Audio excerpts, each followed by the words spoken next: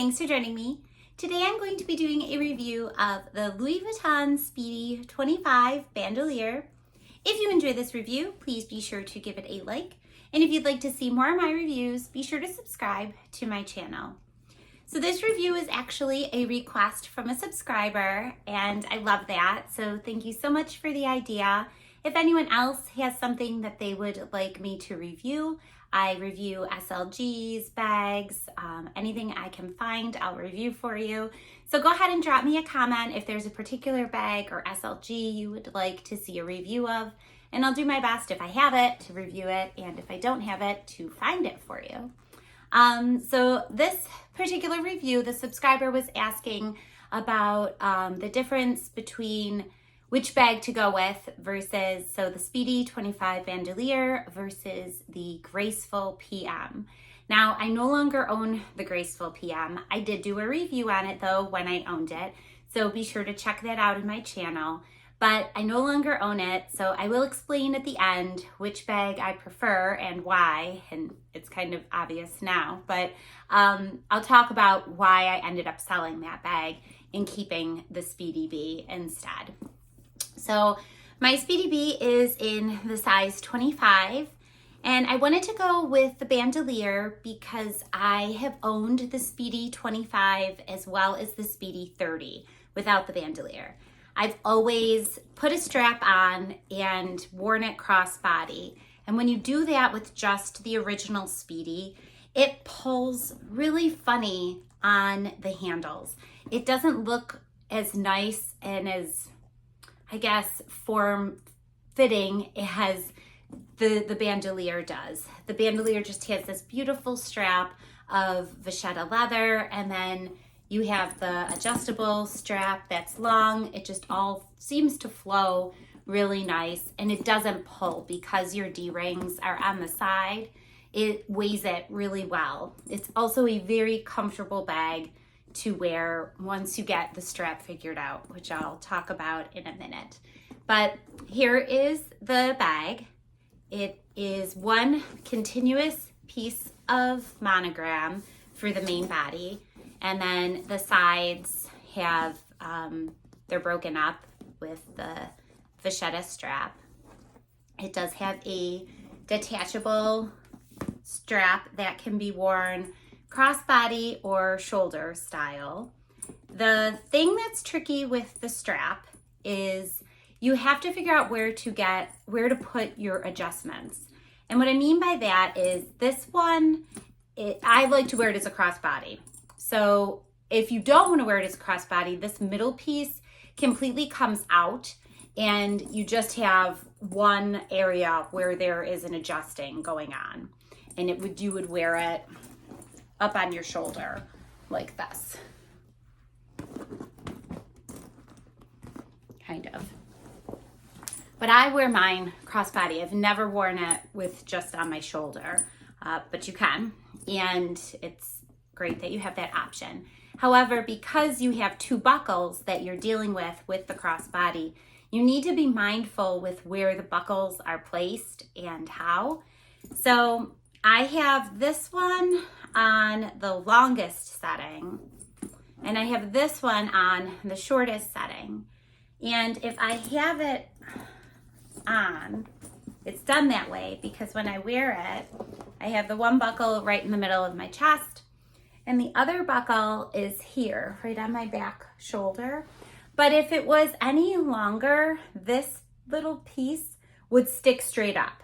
It sticks up, it gets caught in my hair, and it looks kind of silly. So I dislike that sticking up. I can't wear it with both buckles in the back because it hits me right at, it's like right here at my collarbone and my shoulder bone, and it's painful to wear that way.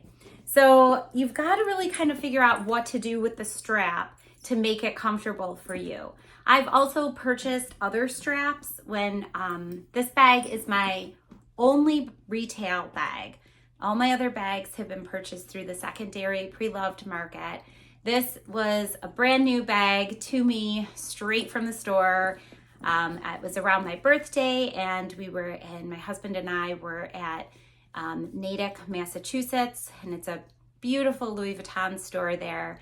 And we went in, and my husband said for my birthday I could pick something out, and this is what I chose. And I did choose, out of all the bags, I chose the Speedy B because I do like to switch my bags up quite a lot. And I feel like the Speedy is such an iconic, classic bag that it is just timeless, and I would always want to have it in my collection. I don't see myself not having it in a collection. It's just so perfect and classic Louis Vuitton. But anyway, back to the strap. When we were at the store, I could sense a problem with the strap having these different buckles. So we ended up purchasing the extra large bandoulière strap. And I also have a review of that versus just another bandoulière strap. So be sure to check that out if you're in the market for a different strap. I also have acquired a strap off the Diane bag. You can buy these on the secondary market as well. This is super comfortable, but it is graphic and has the Louis Vuitton logo all over it, so it might not be your cup of tea. If you're just looking for another plain vachetta strap that doesn't have so many buckles, you can also find just plain ones on Amazon and Etsy. I would just make sure it's a real leather vachetta strap, because then it'll patina over time with your bag. I did not purchase one at the time that I purchased this bag, and I wish I had, because my vachetta has started to patina. And now if I just want a plain a strap with just one adjuster, one buckle, they only come in like brand new or honeyed. So I'm the colors don't match. So I'm just sticking with my strap. Sometimes too, I feel funny putting a $20 strap on a $2,000 bag, but it all has to be for comfort. And I would not disregard this bag because of the strap. I just have a little with it, so it doesn't mean you will. And you just have to figure out what works. Once it works, it works. That's why I didn't take it apart, because now it's set. I like it, and I used this bag a ton, especially this weekend. I used it. We traveled, and it was a great day-to-day bag. It was fantastic for the traveling. I'll show you all that I fit in it. It was really a great day-to-day bag, and it was super comfortable. I did not have any aches or pains because of the strap. So I wouldn't disregard it because of the strap.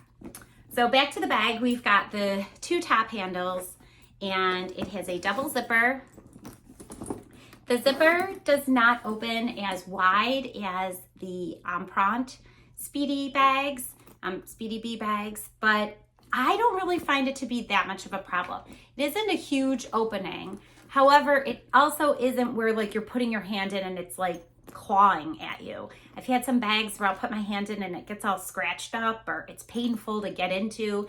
This isn't like that for me. And I did appreciate that I could zip it closed with just one hand. Like I said, this weekend I was traveling, I had the dog, I'm holding her, and I had to zip my bag closed in a couple parts, and it was nice to just be able to do it with one hand. I don't know how that would work with the zipper being farther down, if it would work as well. So the zipper to me isn't that big of a deal, and mine has relaxed and it opens pretty wide. Now I have an insert inside my bag because the bag is just one big open area. It does have this small little pocket up top. However, I've never used it, and I'm not really sure. I don't even think a card holder would fit in there nicely. No, not really. It kind of hangs out.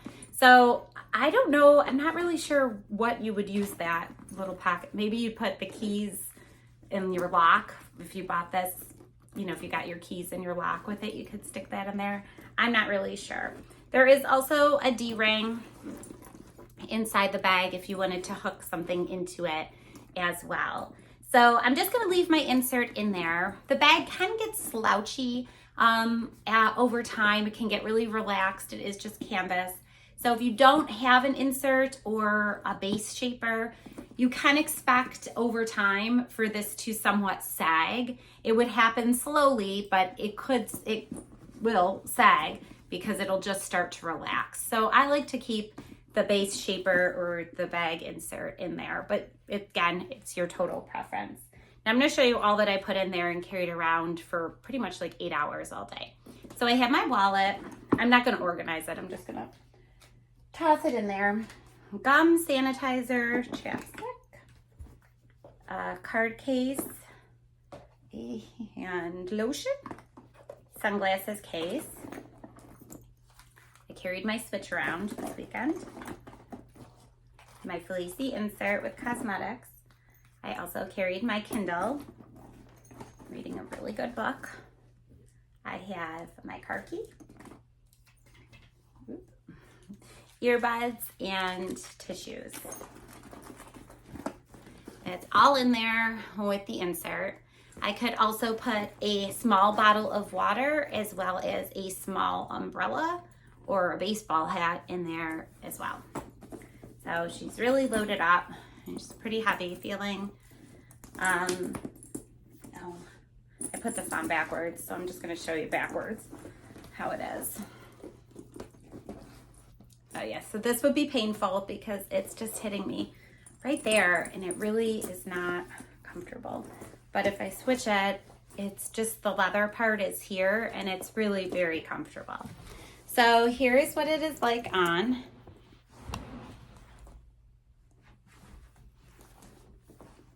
I have it hitting just a little below my hip.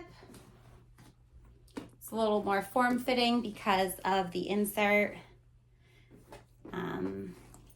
It's super easy to just take on, off.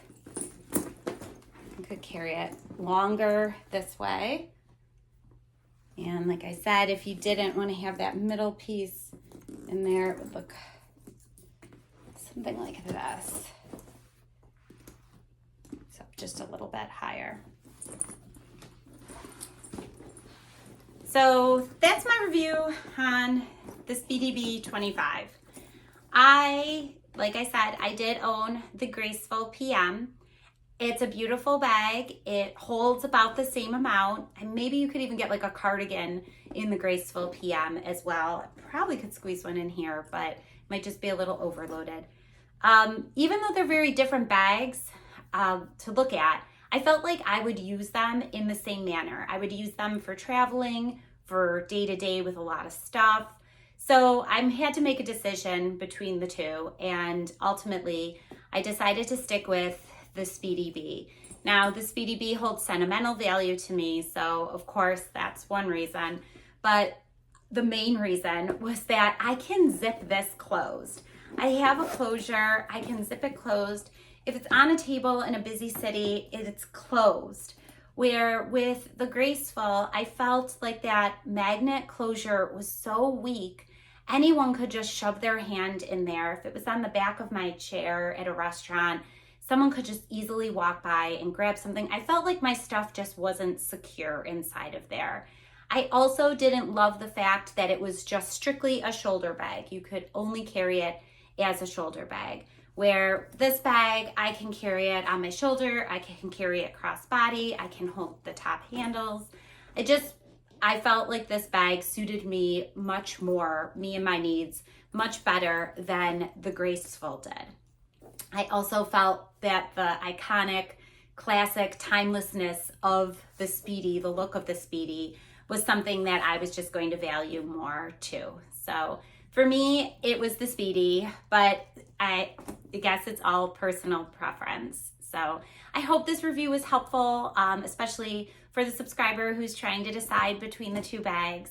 If there's something else that you'd like to see, again, please be sure to put it down below in the comments, and be sure to check out my other video and reviews that I mentioned in this review to see the full scope of everything. So until next time, take care. Bye.